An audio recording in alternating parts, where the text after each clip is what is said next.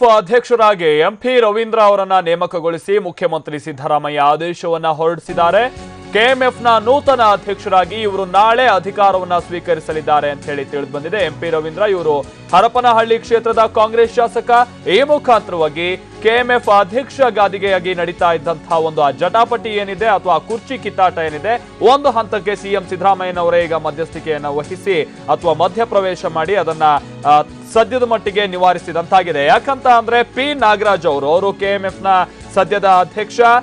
ಒಪ್ಪಂದದ ಪ್ರಕಾರವಾಗಿ 2 ವರ್ಷ ಅವರು ಅಧ್ಯಕ್ಷರಾಗಿರ್ತಾರೆ. ಆನಂತರದ 3 ವರ್ಷ ಎಂಪಿ ರವೀಂದ್ರ ಅವರಿಗೆ ಅವರು ಬಿಟ್ಕೊಡ್ಬೇಕು ಅನ್ನುವಂಥದ್ದು ಇದ್ದಂತಹ ಒಂದು ಅವ್ರ ಮಧ್ಯೆ ಇದ್ದಂತಹ ಒಂದು ಅಲಿಖಿತ ಒಪ್ಪಂದ. ಆದ್ರೆ ಅದಕ್ಕೆ ಸಂಬಂಧಪಟ್ಟಂತೆ ಪಿ ನಾಗರಾಜ್ ಅವರು ನನಗೆ ಸ್ಥಾನವನ್ನ ಬಿಟ್ಕೊಡ್ತಾ ಇಲ್ಲ ಅಂತ ಹೇಳಿ ಎಂಪಿ ರವೀಂದ್ರ ಅವರು ಬಹಳ ದಿವಸಗಳಿಂದ ಬೇರೆ ಬೇರೆ ನಾಯಕರ ಬಳಿ ಹೋಗಿ ಒತ್ತಡ ಹಾಕುವಂತಹ ಕಾರ್ಯದಲ್ಲೂ ಕೂಡ ನಿರತರಾಗಿದ್ರು. ಇದೀಗ ಸಿಎಂ ಸಿದ್ದರಾಮಯ್ಯ ಕೆಎಂಎಫ್ ಅಧ್ಯಕ್ಷರಾಗಿ ಎಂಪಿ ರವೀಂದ್ರ ಅವರನ್ನ ನೇಮಕಗೊಳಿಸಿದ್ದಾರೆ ಅಂತ ಹೇಳಿ ತಿಳಿದು ಬಂದಿದೆ. ನಾಳೆ ಇವರು ಅಧಿಕೃತವಾಗಿ ಇವರು ಅಧಿಕಾರವನ್ನು ಸ್ವೀಕಾರ ಮಾಡ್ತಾರೆ ಅನ್ನುವಂಥ ಮಾಹಿತಿಯು ಕೂಡ ಇದೀಗ ಲಭ್ಯ ಆಗ್ತಾ ಇದೆ. ಮೂಲ ಒಪ್ಪಂದಂತೆ ಹೆಚ್ಚು ಕಡಿಮೆ 2014ರ ಸೆಪ್ಟೆಂಬರ್ 18ರಂದು ನಾಗರಾಜ್ ಅವರು ಕೆಎಂಎಫ್ ನ ಅಧ್ಯಕ್ಷರಾಗಿ ಆಯ್ಕೆಯಾಗಿರ್ತಾರೆ. ಆ ಸಂದರ್ಭದಲ್ಲಿ 2 ವರ್ಷ ಇವರು, ಇನ್ನು 3 ವರ್ಷ ಎಂಪಿ ರವೀಂದ್ರ ಅವರು ಅಂತ ಹೇಳಿ ಒಂದು ಒಪ್ಪಂದ ಆಗಿರುತ್ತೆ. ಅಲ್ಲಿಗೆ 2014 ಸೆಪ್ಟೆಂಬರ್, 2015 ಸೆಪ್ಟೆಂಬರ್, 2016ರ ಸೆಪ್ಟೆಂಬರ್ ಅಂದು ಅವರು ಬಿಟ್ಕೊಡ್ಬೇಕಿತ್ತು.